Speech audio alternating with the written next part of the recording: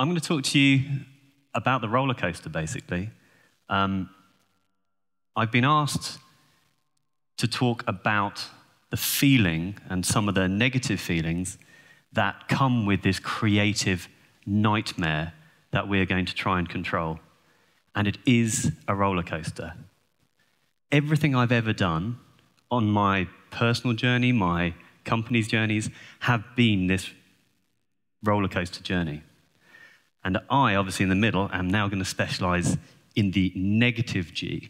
Not the success, positive G. We feel that. We feel heavy. We feel burden and stress, and it pushes us down in our seats.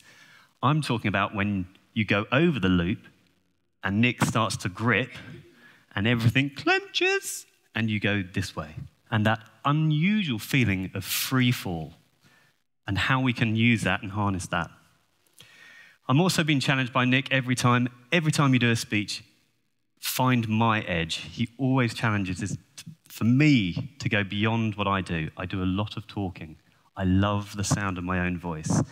The biggest challenge is me doing 3 insights in 13 minutes, or as my team have just said, because we're fast learners, we're going to take 14 because it's multiples of 7. Checkmate. So I'm going to try and do 3 points, 3 different parts of my life. One that's personal, one that's business-focused, and then one that's about us as a human populace, us as a home group of everybody. So the first one is stone. And I was very, very lucky in my education to win a scholarship to go and study under this guy, Makoto Fujiwara. And Makoto is a Zen master, and he's a Zen master in granite sculpting. Now, this is going to sound like Karate Kid, but in Germany, the headstones, after a certain amount of years, are removed, and they are then given to the students to use and carve. And one day I came to Makoto. He doesn't speak to you because he only speaks to the stones, because he's a Zen master, and he goes, "Hoi, hoi," and he leaves you. He gives you a chisel and a hammer, which is as sharp as a biro pen, and you hit this as hard as you can. You hit it with your soul, and dust comes off. And after a week, he comes back, hoi, turns it over, hoi, another. Do that for a week, you break your hands, you break the chisel, you get a little bit more dust, still dust comes in the next week, hoi, hoi. This could be a long story, but month and a half later, you have nothing but dust. You have not made anything. You are not aiming for anything. You are aiming to get that process inside you. Now, after this, and normally he starts with 30 students, he ends with 1. I was the last one standing because everybody else had just gone, this is ridiculous. But I'm an engineer, and he said, he said, you're trying to force things. You're trying to force your ideas into the stone. You get a stone, you almost do this drawing, and you're expecting an isometric orthographic, and you're removing. He said, you're not letting the stone sing to you. So he gave me one of his own stones from his Labrador quarry, which he's never done before. And I worked on it for a month, and I had this plan. Yeah, the stone's singing to me. It's great. It's singing. It wants to be separate. The 2 parts of my life. The controlling and the creative. I did it 2 sides. I'm going to split it in 2. I was trying to split it in 2, and unfortunately, my plan sucked. It actually broke into 3. It broke into 3 in an awful mess of chaos. And I was mortified. At the only stone he's ever given anybody, and I had this plan and all this time. And Makoto comes up to me and says, the stone wants to be 3. He says, now you have 3 times more fun. But of course it is. But of course the stone wants to be 3. It's like I'd taken the initiative to create something, and I had a plan, but the plan didn't actually include the stone. The stone was always going to be 3. Whether it was me, somebody else, there's no way it wanted to be 2. It took that failure between what I think is failure, as we say, maybe it's just the feedback, but what I had planned with it on my own and what it actually together we combined to make 3. And that adaptation was, for me, as a very controlling person from an engineering background, the hardest bit. Makoto lives in a world where the stone, you, the environment, the sky you made it in, and the rain that fell on you when you were doing it is part of it. Accepting that was a massive part of understanding what freedom you can get with failure. It's not just passing the buck, it's just allowing that to happen in your life. On the other side of failure is success. It's the same coin, but success is very dangerous. Success can really kill you. My first company, as Nick was saying, this is actually my girlfriend wearing my skirt, but I promise you I was normally in a skirt. We started a company by accident. This accident happened because of the digital age. We were allowed to do crazy things. We were allowed to have failure in our lives because they called it the amateur society. I think that's wrong because it actually pretends that there was somebody professional in the block that actually knew what they were doing. We were all amateurs, and we were allowed to have that sort of chaos. This grew to, here's 350 people in Barcelona from our 9 offices on 6 continents. Unfortunately, after September the 11th, all the deals that I'd structured to sell this company and retire and to sit down and never fail again didn't happen. And this company went spectacularly bust, and it was taken from me. And I had to sign on the dole in Hackney Dole office, and if you've ever been to Hackney at all, you know what a nice dole office that is.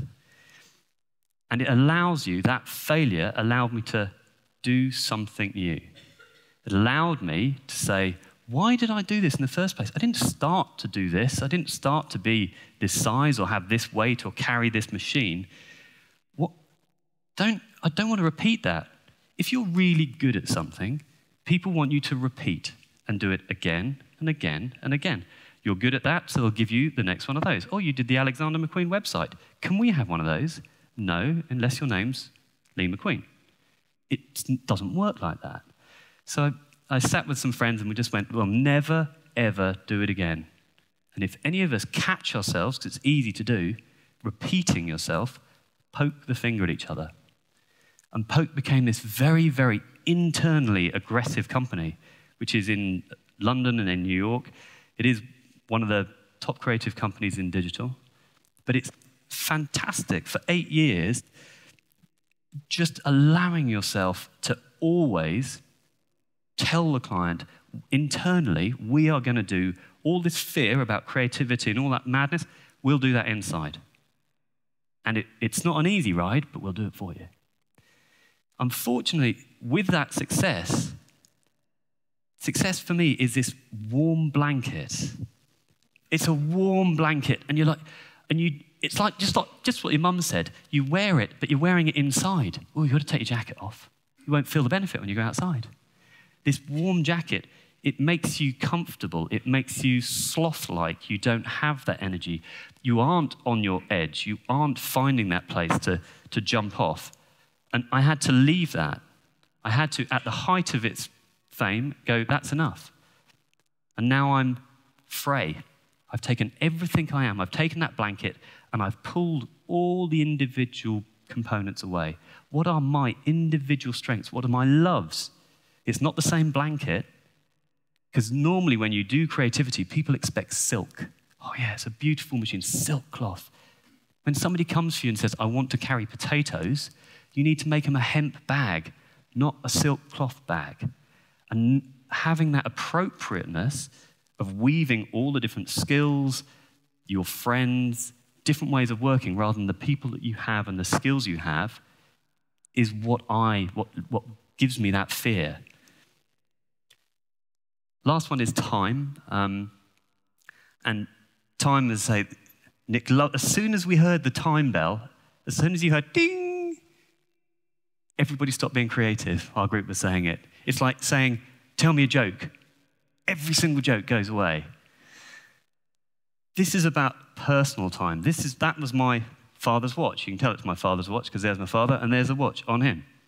And from father to son, that intelligence of, don't do the same things I did. Allow that knowledge to be passed on from one generation to the next generation. And he always told me, a man will go through, there's 3 big things in his life. There's 3 big failures to deal with.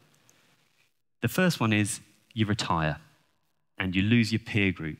You lose that challenge. You lose that sense of identity. It's like where your mates have gone. He said, you lose your parents and you become the head of your own family. And you become the safety net for everybody. And lastly, he said, bits fall off you. You get a bit sick. Bits don't work. Things go south. The only problem, him knowing all these parts, him entrusting me with this, was that he had never faced failure. He had never worn a wedding dress and a ball gown for 11 years. He'd never failed a driving test. He was the best in his year. His school records still are the sports records of the school he went to. He was the best at everything. And when suddenly he faced all of us will do this. All of us will have these 3 parts in our life. He got it all in 1 year. And he could not separate, he couldn't put the time between each of them. Our natural 3 school years and 10 was the job and him, the head of the family, and he got diabetes, so he couldn't be a pilot anymore, and he could not separate it. And that separation was the heaviest thing. And I was saying, no, but you should now listen to your son, the smallest one in here. I bend with the punches. I'll throw myself in harm's way. I've always done that. And he couldn't do it, and he snapped. And he fell into depression, and he took his own life. This is the strongest man in my life who couldn't deal with failure. And I'm talking about it for my age because people don't talk about depression, and they'll never talk about suicide. And it's the biggest killer of men after cancer, between 18 and 35. And the biggest part of it is because people don't talk about it, because they see it as self-failing. We are talking about how to open up to each other. We are talking how to find those things. This is my father's watch, and now I look down at it as I get older. It's my father's wrist. I'm so proud of him. I carry him. He supported me and he made me what I am today. I had never worn a watch in my life before, and it felt heavy for months. I'm naked without it. So, my summary, I think to unlock creative teams, we need to succeed at failing. Not fail at succeeding, succeed. Aim for that. Find those things. The 3 stories, listen for it. Where does it come from? It's not going to come from you. It might come from the stone. Run towards it. Throw yourself under buses.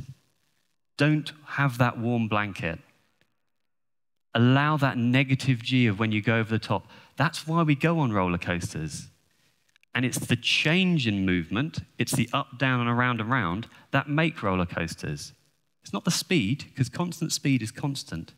It's the acceleration and the deceleration. That's the only time you notice things. And lastly, bend with it. Don't be too hard on it. Don't be hard on the construct that you make it. Allow that flexibility. Thank you very much.